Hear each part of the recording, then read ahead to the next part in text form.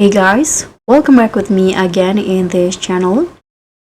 So on today's video, I'm going to show you how you can upgrade your oxygen tube in Abyss.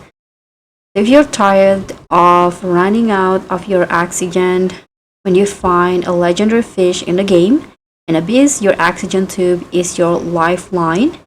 And in here, I'm going to show you how you can upgrade it.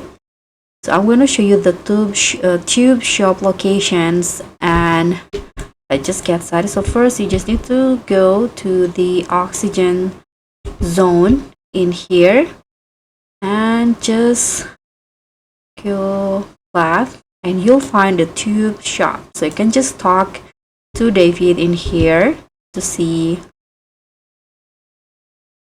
if there's any new tube that you can buy, or you can also just choose which one. So I already got it. So in here you can see this is the next update, normal tube. So if you want to buy it, you can just click on E in here or click on it and tap on yes to confirm. Now just like that, your tube has been upgraded.